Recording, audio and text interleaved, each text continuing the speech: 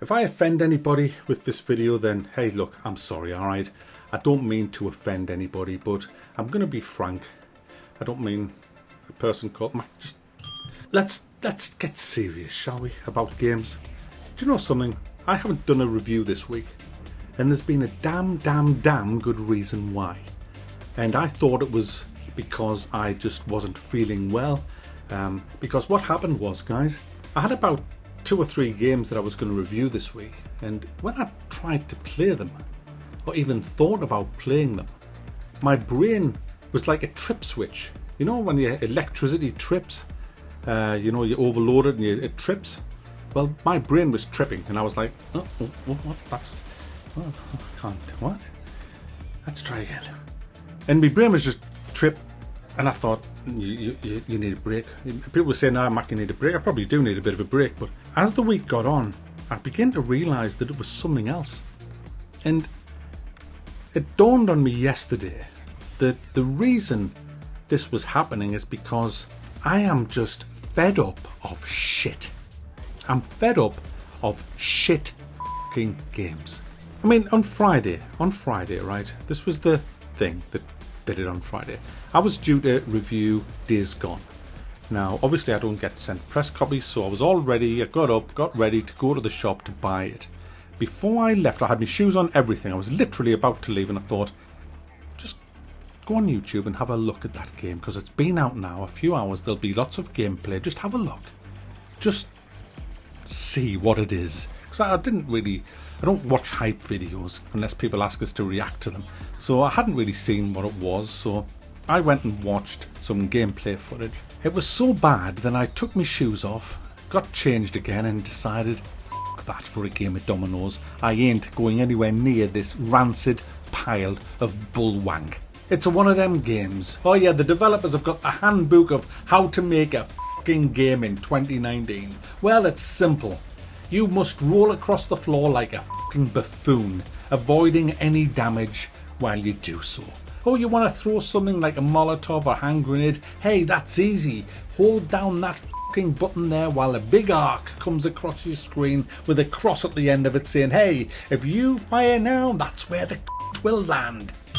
Then you get pounced on, something jumps on your face. Oh, spam X, spam X.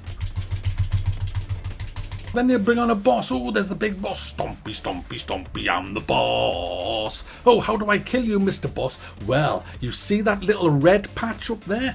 You gotta shoot that.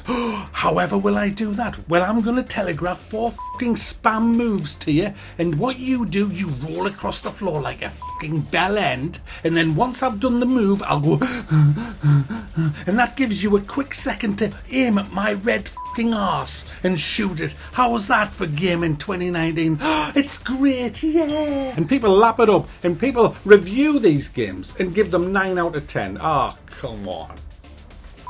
Off. Is that it? Is this where we are? Are we just stuck in here now? Is this it? I think this is it, guys. I think this is... do you see anything changing? I mean, look at Red Dead Redemption 2, right? I reckon Rockstar Games must be so fucking angry. Because they spent how many years writing that game? Making that game? 7, was it? 8? I don't know. A hell of a lot. 10? I don't know. A long time. And you know what Red Dead Redemption 2 was? It was light years ahead of any competition. Oh no, God of War. Oh, God of War, my fucking ring piece. It was way better than God of War. Way better than anything else. It was light years ahead of anything else. That was the trouble with it. It was just a proper fucking game. And they must look at that and think, well, do you know something? We spent all those years making that. Yeah, we got 9s out of 10s with it.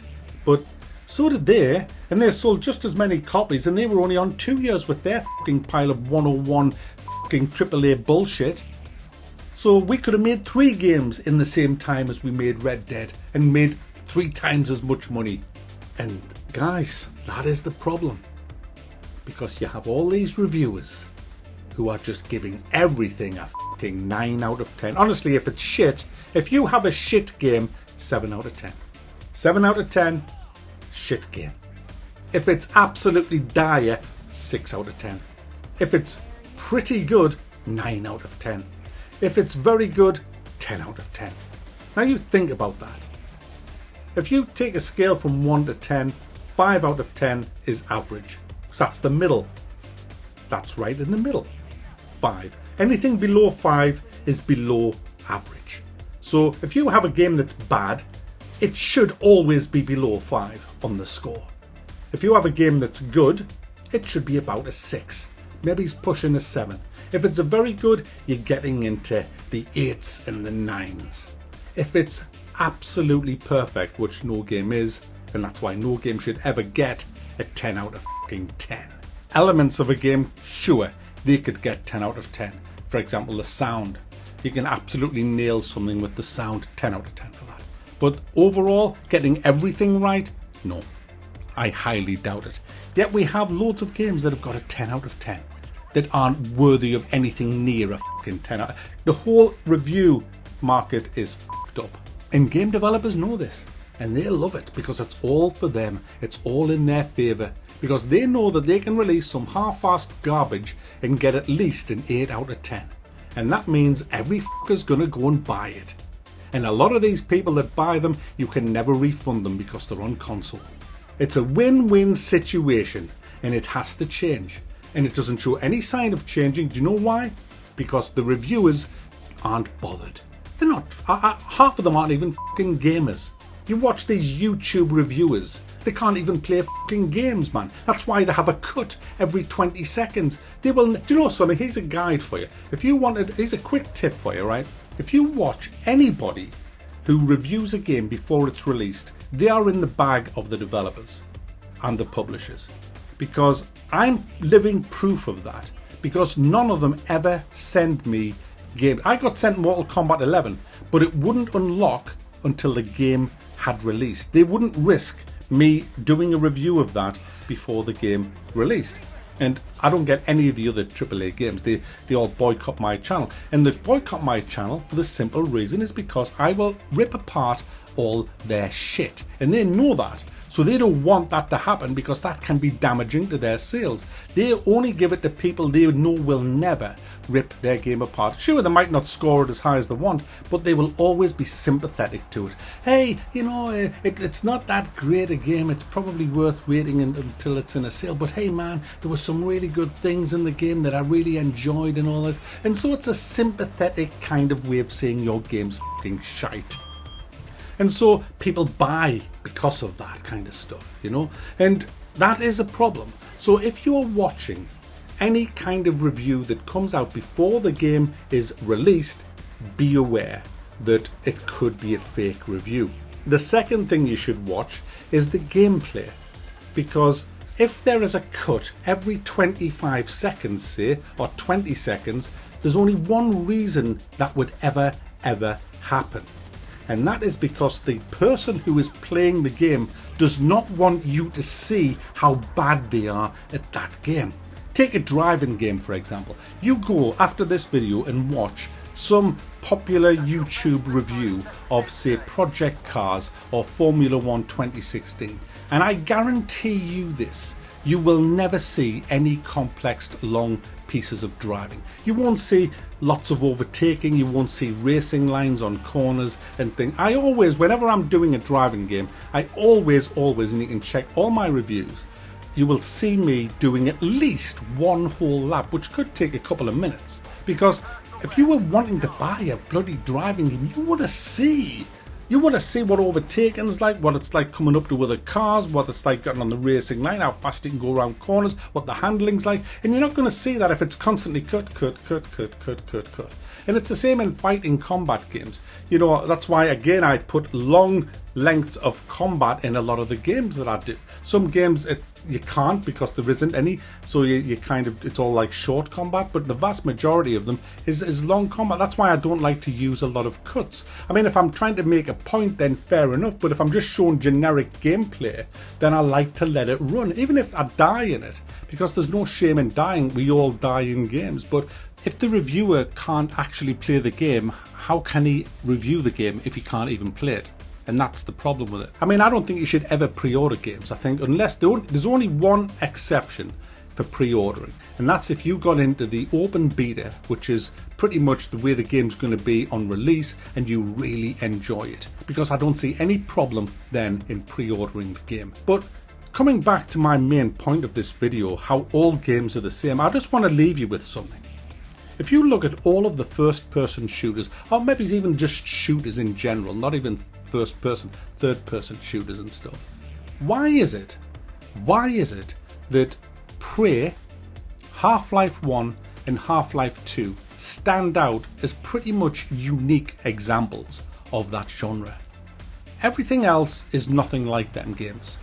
Nothing is as good as them games, in my opinion, and reviews are just opinions at the end of the day, but them games all stand out to me because they were highly immersive games in very well built environments that suck the player right in, give you a sense of actually being there. Everything was kind of believable what was going on. It rewarded you for exploration. Everything was rewarding you. The maps were developed in a way that everything made sense in them. It wasn't just, oh, I'll put that there, that there, that there, oh, wall there, window there, that. It was all just perfectly thought out to bring you into this environment that was believable. Sure, Prey had issues. It didn't have as many different monster types as I would have liked, and some of them weren't that great, but my goodness, what a fantastic game that was to play. How immersive that was to play. Just the different things you could craft. The glue gun was amazing, as was the gravity gun in Half-Life, and when it got swapped around so you could actually get humans with it and monsters. That was just fantastic. The whole lot of them games were fantastic because they weren't made with the 101 blueprint of how to make a first-person shooter. Now look at Battlefield. Look at how that's devolved over years. From when Battlefield 2 was at its peak, it's just kind of gone downhill after that. Slowly at first, but then it's just fell off a fucking cliff recently. I mean, how many times have you been in a game like that? And Call of Duty's the same, and others, where you'll look at the map and you'll look at where you are and you'll think, my goodness, I can flank these. That building over there, and then you start run for the building, and then a big screen thing comes up. You have run out of the area. You have 10 seconds to get back, and it's like, what the f*** are you? What the f***? Gaming 2019, guys. It's absolutely disgraceful. Everything is the same. And I've been looking a lot this week into indie, looking for anything, looking for some gems, because I want this channel to have the best games. I want to bring you the best games that maybe the big channels are going to miss because they're just too busy cashing in on the big AAAs, no matter how bad they are. Oh, let's do that. And I just, honestly, no. I'm just fed up with doing these. I'm fed up of giving them airtime, to be honest. I mean, you know, I look at that Rome game, Imperator Rome. It's like, I was kind of looking forward to that until I watched somebody play it, and it's just the spreadsheet simulator. It's just, hang on, that looks more like fucking work than actually playing a game. It just did not appeal to me. It just did not look fun at all. And yet that whole idea is so appealing to me. But the way they've done it, it just looks like they've made it as complex as they can for the sake of making it as complex as they can. One thing I hate is menu after menu that drills down to another menu, then another menu. And no, it is just, the UI on that just looks atrocious. And we don't need that level of options. You literally don't. Total War pretty much proved that. And yeah, developers seem to have lost their way. They've lost their way, and it's sad. And that's why there's been nothing really coming out on my channel this week. I've just been kind of sitting here banging my head against the wall. Kind of. Good news is I've got more DAO on Monday, and I'm definitely reviewing that because I've been waiting for that for bloody ages. So we've got that coming out. I'm just going to spend this weekend streaming, and I'm going to be streaming games that I fucking enjoy playing. So there you go, guys. See you on Twitch. Right, Rabbit, press Y and you'll gate crash. That's it. Right now, spam X and kill them all. You don't need to face them, just come on, don't hide, fucking fight them, you daft rabbit. X. That's it. Just keep spamming that. You don't need to face them, the game will do that for you. That's right. Just keep spamming the X. That's it. You're kicking their asses. Yeah.